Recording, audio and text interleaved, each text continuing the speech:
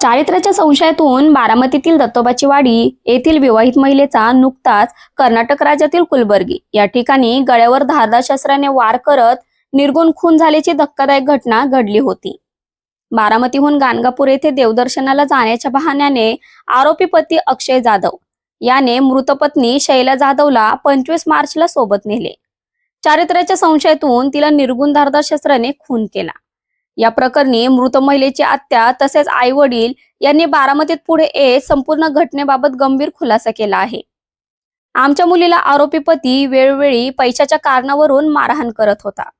आई वडिलांकडून पैसे आण, घर बांधायचे आहे, गाडी घ्यायची आहे या कारणावरून सतत मारहाण करत होता। या आरोपीला कठोरात कठोर म्हणजेच फाशीची शिक्षा द्यावी आणि आम्हाला न्याय द्यावा अशी मृत मुलीच्या आई वडील आणि आत्याने प्रशासनाकडे मागणी केली आहे। ज्या जोडीदाराबरोबर खरं तर आयुष्याच्या आणाभाका घेतल्या जातात, या जोडीदारांकडून खरं तर क्रूर हत्या केल्याचा व्हिडिओ सोशल मीडियावरती व्हायरल होतो आणि या व्हिडिओमुळे एकंदरीत राज्यभरात संतापाची लाट उसळते। ही हत्या नेमकी का करण्यात आली होती या पाठीमागचं कारण अद्याप समोर आलं नाही। मात्र हे लग्न जे आहे हे प्रेम प्रकरणातून झालं होतं आणि या मुलीची आई आणि या मुलीची आत्या आपल्या सोबत आहे। या सगळ्या प्रकरणामध्ये सगळ्यात महत्त्वाचा ट्विस्ट आहे खरं तर हे लग्न लव्ह मॅरेज होतं आणि लव्ह मॅरेज झाल्यानंतर या मुलाकडून सातत्यानं या मुलीला त्रास देण्यात येऊ लागला। हा त्रास नेमका कशा कारणासाठी देण्यात आला होता आपण खरं तर त्यांच्या आत्यांकडून जाणू, त्यांना सगळा प्रकार सविस्तर माहिती आहे आणि त्यांच्याकडून जाणून घेऊ। काय सांगाल, मुलीचं लव्ह मॅरेज झालं होतं, काय नेमका मुलीला सातत्यानं त्रास दिला जायचा? मुलीला पैशासाठीच त्रास देण्यात आला। तिला घर बांधायसाठी पैसे पाहिजे, गाडी, त्यांच्या चैनीसाठी सुद्धा पैसे पाहिजे सर। सतत पैशाची मागणी, जसं आमची ऐपत होती। आज ही एकटी आणि माझी आईच पैसे कमवती, म्हणजे कामाला जातात दोघी जणी। माझा आजारपण, त्याचा आजारपण, ह्यातनं सुद्धा आम्हाला जितकं जमल तेवढे मी माझे दागिने ठेवून सुद्धा तिला पैसे दिलेले आहेत। किती वर्षापूर्वी मुलीचं साधारण लग्न झालं होतं आणि काय कसं हे लग्न झालं होतं? लव्ह मॅरेज, इंस्टावर त्यांची ओळख झाली आणि लव्ह मॅरेज 15 दिवसाची ओळख आणि 16व्या दिवशी तिने पळून जाऊन लग्न केलं। आम्हाला लग्न केलेलं सुद्धा माहिती नव्हतं। ह्याच्यावर फेसबुकवर ज्या वेळेला व्हिडिओ पडले त्या वेळेला कळलं की सायलीने लव्ह मॅरेज केलं म्हणून। मान्य होतं लग्न हे तुम्हाला? मान्य म्हणजे काय, आता मुलगी म्हटल्यावर विरोध जरी मी केला असता किंवा तिच्या आई वडिलांनी केला असता विरोध, तरी ती आमच्याबरोबर आलीच नसती ना सर। कधी संपर्क मुलीचा सातत्यानं कधी व्हायला चालू झाला? तिने लव्ह मॅरेज केलं होतं, कधी संपर्क आम्ही व्हायचा? 1-2 दिवसानंतर गेलो तिच्याकडं, सगळ्यांना भेटलो, कपडे वगैरे सगळे घेऊन गेलेलो। तिला कपडे देखील नव्हते। आम्ही गेलो त्यानंतर मग ती संपर्कातच होती, पण तिने सुरुवातीला आम्हाला काही सांगितलेलं नाहीये। मग नंतर जसा जसा तिचा त्रास वाढायला लागला पैशासाठी, मग ती सांगायला लागली, जसं जमल तसं म्हणजे तिला देत गेलो। अगदी कपड्या लत्त्यापासून दागिने पण, म्हणजे गळ्यातलं गंटन, पायातली जोडवी, परत म्हणजे पट्ट्या वगैरे सगळ्या, चप्पलीपासून आम्ही तिला दिलं। किती वेळा या मुलगा असेल किंवा मुलाच्या कुटुंबाकडून किती वेळा पैशाची नेमकी मागणी करण्यात आली? आतापर्यंत किती पैसे तुम्ही त्यांना दिले? त्याने तो स्वतः कधी हे करायचा नाही, तिला पुढं करायचा सतत। म्हणजे या 3.5 वर्षात खूप वेळा, ज्या वेळेला आपण आपल्या मुलीला पैसे देतो ना सर, आपण वहीत मांडून ठेवत नाही की आपण इतके दिलेत आपल्या लेकराला म्हणून, आपण देत राहतो। तुम्ही तुमच्या मुलीला विचारलं का की तुला त्रास काय होतोय, तुला त्रास दिला जातोय का? मुलीने कधी तुम्हाला सांगितलं का की पैशासाठी मला त्रास दिला जातोय, मला मारहाण केली जाते? सांगितलं की तिला जेवायला सुद्धा नसायचं, आजूबाजूच्या बायका तिला जेवायला घालायच्या। आज जर त्या बायकांना विचारायला गेलं तर सांगणार नाही। त्यांनी मी त्या दिवशी फोन केलेला तर त्या म्हणतात की आम्हाला मध्ये घेऊ नका सर, कोण येत नाही अशा वेळेस। हे कुटुंब नेमकं बारामतीमध्ये कुठं राहायचं आणि किती वर्षापासून तिथं राहत होतं? मुलीचं लग्न झालेलं किती वर्ष झालं? 3.5 म्हणजे 4थं वर्ष चालू आहे। दत्तोबाचं मंदिर गुणवडी कमळ देतं ते, तिथं आहे ते राहिला। ती लग्न झाल्यानंतर पण तिथंच राहायला गेली ती।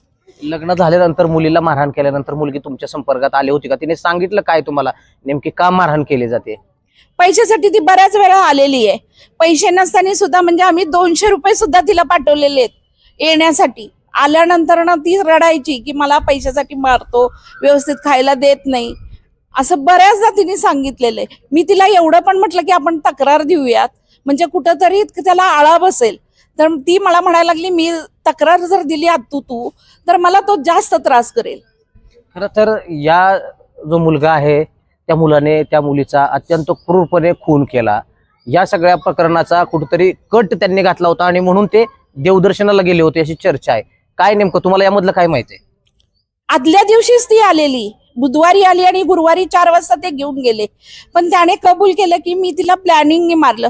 सर, जर त्यांचा जर प्लॅनिंग नसता तर सासू सासरे तिला सोडवायला आले असते ना, गाडीत बसून राहिले नसते. आता ह्यालाच जोडून एक प्रश्न घेतो. तुमच्या मुलीला तो मुलगा मारत होता, असं असताना सासू सासरे पाहत होते आणि कोणीही त्याला त्या मुलीला मारताना सोडवायला गेलं नाही. अगदी क्रूरपणे त्याची हत्या करण्यात आली. या सगळ्यामध्ये सासू सासऱ्याचा समावेश असू शकतो. असणारच ना सर, जर माणुसकीच नाही. मी म्हणते सासू सासरे नाहीयेत, पण एक बाई म्हणून तरी तिने पुढे यायला होतं. जर ह्यांचा जर प्लॅन नव्हता तर मग ते पुढे वाजवायला आले असते माझ्या मुलीला. ते का नाही आले? मग ह्यांचा सहभाग असल्याशिवाय का? आता हा या प्रकरणात गुन्हा दाखल झालाय. कोण कोण आरोपी केलाय? मुलाला आरोपी केले, मुलाचे आई वडील हे सगळे त्या प्रकरणात घेतलेत का? मुलगा आहे, तिचे आई बाबा आहे, परत तिची बहीण आहे. कोण अटक किती लोकांना केलंय यातलं? 4 लोकांना अटक केलंय. काय शासनाकडे तुमची काय मागणी असणार आहे? फाशीशिवाय काही नाही. जर समजा त्याला सोडून दिलं तर तो दुसऱ्याही मुलीचा अशीच हत्या करणार. तो राक्षस आहे, राक्षस. तो काय माणूस म्हणायचं? मुलगीचा जीव गेला हे बघतोय तो. हा, आणि हे 2 जण बसून राहतात गाडीत. तिने सुद्धा तिला मारावं? एक माणूस की म्हणून नसू द्या. तिने सासू सासऱ्यांनी देखील त्या मुलीला मारहाण केली, गाडीत मारहाण केली असं जबाब दिलाय ना ड्रायव्हरनी. मी म्हणते सासू सासरे तुम्ही नका, पण एक माणूस म्हणून आज आपण रस्त्यावर काय चाललं तरी माणूस धावून येतं. पण आज तुझा मुलगा तिथं हत्या करतोय एका मुलीची, पण तुम्हाला असं वाटलं नाही की गाडीतून उतरून तुम्ही तिला मदत करावी म्हणून? आज जर वेळीत मदत मिळाली असती तर माझं लेकरू माझ्या जवळ असतं सर. आता मला रडायला सुद्धा येत नाहीये. आपण जर पाहिलं ही मुलीची हत्या आहे आणि यांना बोलताना अगदी अश्रू अनावर होत आहेत. सासू सासऱ्यांनी वेळीच या सगळ्या गोष्टीला प्रतिबंध घातला असता तर आमच्या लेकराचा जीव वाचला असता, अशी भावूक प्रतिक्रिया या मुलीच्या हत्याने दिली. या मुलीची आई आपल्यासोबत होती. काय सांग, आपल्या मुलीचा व्हिडिओ व्हायरल झाला आणि या व्हिडिओमध्ये मुलीची क्रूरपणे हत्या करण्यात आली. काय नेमकं तो मुलगा काय काम करत होता आणि लव्ह मॅरेज केलं होतं? मुलगी सातत्यानं तक्रार करायची की मुलगा मारहाण वगैरे करतोय म्हणून. तो रिक्षा ड्रायव्हर होता आणि ती पोरगी पण खूप चांगली शिकलेली होती सर. आम्ही तिला वेळोवेळी म्हणजे सांगत होतो, ठीक आहे तो मारतोय, आपण पोलिसांना वगैरे सांगू, पण तिने ऐकलं नाही सर. कधी नाही म्हणायची, नको, तो आम्हाला अजून जास्त त्रास देईल. कितीदा पैशासाठी किती वेळा तो मुलगा टॉर्चर करायचा त्या मुलीला? ती एक 5-6 महिने झालं की म्हणजे यायचीच, 2-4 महिने झालं की ती दवाखान्यात ऍडमिट जरी असली ना तरी हा आम्हाला फोन करून सांगायचा. ह्याने कधी हॉस्पिटलचं बिल सुद्धा भरलेलं नाही. आम्ही इथं स्वतः येऊन ती डेंग्यूने ऍडमिट होती बघा ऐन दिवाळीत. इथलेच काय ते डॉक्टर. तो मुलगा आहे, मुलीकडे कशासाठी पैशाची मागणी करायची? नेमकं काय कशासाठी? त्यांच्या चैनीसाठी. त्याला घर बांधायचं होतं, गाडी घ्यायची होती म्हणून पैसे हवे होते. आता जर सर मी एकटी कमावतीये, ननंद आजारी आहे, दवाखाना बघणार का? ह्यांना चैनीसाठी पैसे देणार आपण काय एवढे श्रीमंत नाहीयेत की ह्यांना उचलून सतत म्हणजे पैसे द्यायला. जेवढे जमल तेवढे माणूस देतच की आपल्या लेकरासाठी. मुलीनं तुमच्या लव्ह मॅरेज केलं होतं, इंस्टाग्राम वरून ओळख झाली होती.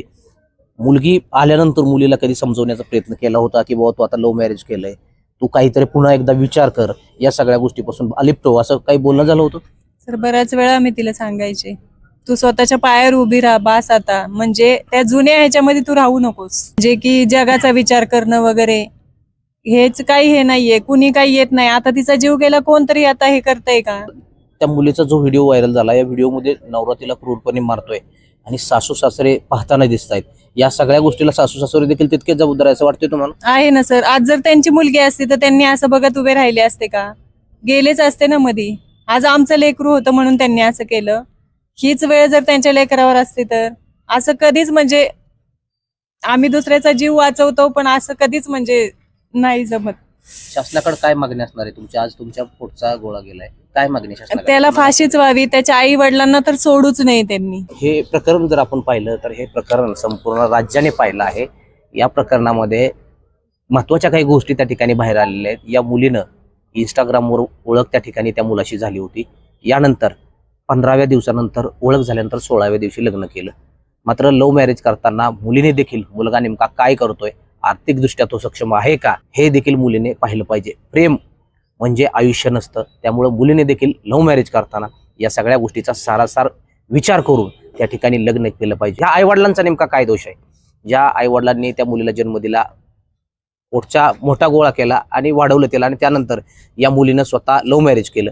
मात्र लव्ह मॅरेज करून या मुलीला स्वतःचा जीव गमवावा लागला. या सगळ्या प्रकरणामुळं ह्या जे काही मुलीच्या आई वडिलांची किंवा तिचे जे काही नातेवाईक आहेत त्यांची जी आता परिस्थिती आपण पाहिली, या सगळ्याची सीख राज्यातल्या सर्व मुलींनी घेतली पाहिजे. ज्यावेळेस आपण एखाद्या मुलावरती प्रेम करतो त्या मुलाची घरची पार्श्वभूमी काय आहे, तो मुलगा नेमका काय करतो याची देखील माहिती घेणं तितकंच महत्वाचं आहे. कारण हे जे आपण चित्र पाहतोय अतिशय वेदनादायी चित्र आहे. हे जे काही प्रकरण झालं कर्नाटकमध्ये. तो मुलगा बारामतीमध्ये गुणवडी या ठिकाणी राहत होता. तो रिक्षा चालवायचा. लव्ह मॅरेज केल्यानंतर रिक्षा चालवून त्याचा उदरनिर्वाह तेवढ्यात भागत नव्हता. सातत्यानं मुलीला बेल्टने मारहाण करायची आणि सातत्यानं मुलीच्या आईवडिलांकडून पैशाची मागणी करायची. हा खरं तर या मुलाचा मूळ धंदा. यानंतर सातत्यानं या मुलीच्या आईवडिलांनी देखील मुलीला समजावण्याचा प्रयत्न केला होता. मात्र मुलीने आपण स्वतःहून लग्न केलंय यासाठी काही गोष्टी या कुटुंबापासून लपवून ठेवल्या आणि परिणामी या मुलीला आपल्या जीवाला मुकावं लागलं. या सगळ्या प्रकरणामध्ये त्या मुलाला फाशीची शिक्षा झाली पाहिजे. सासू ही देखील एक महिला होती. महिला असूनही त्या महिलेला मारताना ती पाहत होती. म्हणजे या गुन्ह्यात सासूचा देखील तितकाच सहभाग होता. यामुळं या सगळ्या प्रकरणामध्ये सासू असेल सासरा असेल या सगळ्यांना आरोपी करून या सगळ्यांना फाशीची शिक्षा झाली पाहिजे. तुर्तास इथेच थांबू. धन्यवाद.